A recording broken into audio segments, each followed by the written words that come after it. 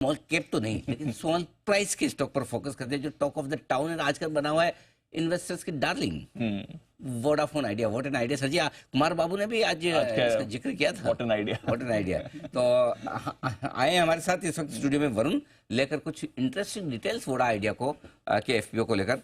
वरुण बताएं। तो अनिल जी, एफपीओ तो हमें पता ही है। Yes. आज लिस्टिंग हुई और काफ़ी अच्छा एफपीओ था, देश का सबसे बड़ा एफपीओ था। जिस तरह से रिस्पांस मिला वो भी काफ़ी अच्छा था। 18,000 करोड़ रुपए के सामने 94,000 करोड़ रुपए के आसपास की बिड जो है इसको मिलकर करीब 11.6 लाख से ज़्यादा एप्लीकेशंस आई। आपने अनिल जी एक जिक्र किया कि छोटे प्राइस का स्टॉक, प्राइस ज़रूर इसका छोटा है, लेकिन एक चीज़ में इसने रिकॉर्ड बनाया है और वो है इक्विटी बेस। आप सोचिए अनिल जी, किसी का इक्विटी बेस होता है 100 करोड़ शेयर्स, 200 करोड़, 500 करोड़ शेयर्स। इस कंपनी का इक्विटी बेस एफपीओ के पहले 5,012 करोड़ शेयर्स का था। अब 1636 करोड़ शेयर जो है वो नए जुड़े हैं और उसके बाद इस कंपनी का इक्विटी बेस हो चुका है 6,648 करोड़ शेयर्स। ये मैं रुपीस की बात नहीं कर रहा हूँ, नंबर ऑफ शेयर्स की बात कर रहा हूँ। इतना बड़ा इक्विटी बेस जो है वो इस कंपनी का हो चुका है। नो डाउट हमने लगातार देखा कि काफ़ी सारे एफपीओज आए, काफ़ी सारे इन्होंने प्लेसमेंट्स जो है काफ़ी सारे इन्वेस्टर्स को किए। इनफैक्ट दीपम को भी इन्होंने कुछ शेयर्स दिए थे जो कन्वर्ट किए थे। तो उसके बाद जो इक्विटी बेस है इसका इतना बड़ा हो चुका है 6648 करोड़ रुपीस के आसपास का, यानी कि ₹1 का अगर ईपीएस इस कंपनी को करना है तो 6,500 करोड़ रुपए के आसपास का मुनाफा जो है वो इस कंपनी को करना होगा। हालांकि ये केवल एक ही कंपनी नहीं है जिसका इक्विटी बेस इतना बड़ा है।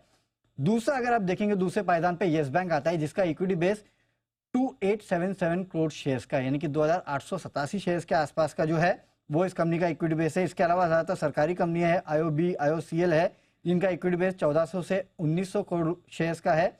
सुजलॉन यहाँ पे 61 करोड़ के शेयर्स के आसपास का इक्विटी बेस इनका है। आईआरएफसी, ओएनजीसी, आईटीसी को देखिए 1248 करोड़ शेयर्स का इक्विटी बेस इसका भी है। और इतना ही जो है वो टाटा स्टील का भी है 1248 करोड़ शेयर्स का।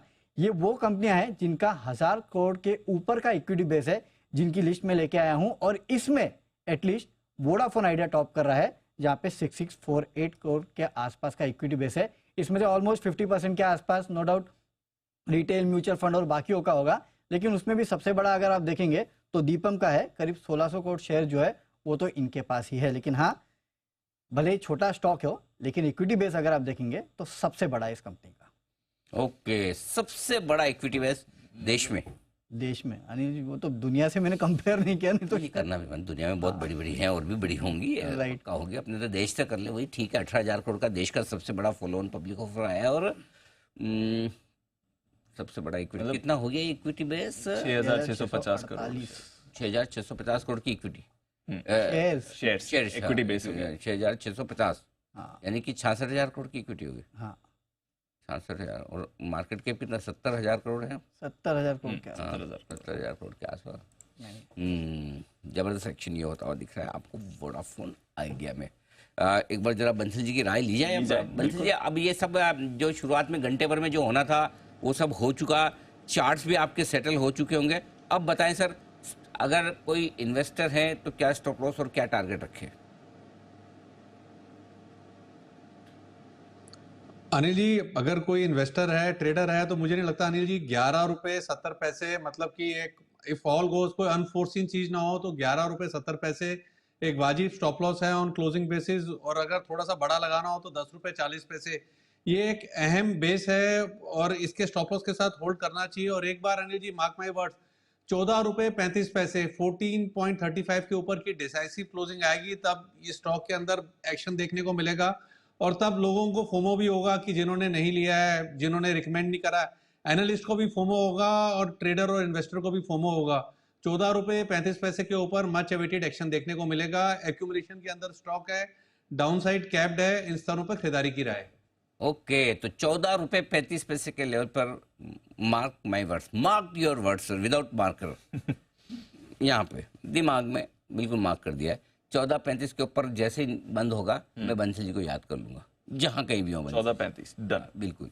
तो बंसल जी बिल्कुल फोमो की तैयारी है। क्या लगता है फोमो अगले हफ्ते हो जाएगा?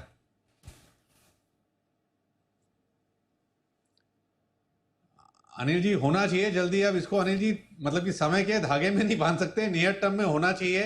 और ये तो अनिल जी बेसिकली ये जो जिनको अलॉटमेंट मिली है वो बेचने के लिए आ गए यहाँ पर, उसके चक्कर में थोड़ा सा समय लग रहा है। और काफी क्वेरीज भी आई थी जो आपने सुबह बोला ना, लोगों को आर्बिट्राज कर रहे हैं कि लगा के, उनको भी अनिल जी फोमो होगा जिन्होंने एप्लीकेशन लगा के बेचा है। तो अनिल जी अगर आप वैसे पूछें तो मुझे लगता है नियर टर्म में होना चाहिए। अब अगला हफ्ता है कि 15 दिन होते हैं, बट नियर फ्यूचर में होना चाहिए। 20 से 25 दिन के अंदर ऊपर के लेवल टूटने चाहिए। ओके, चलिए।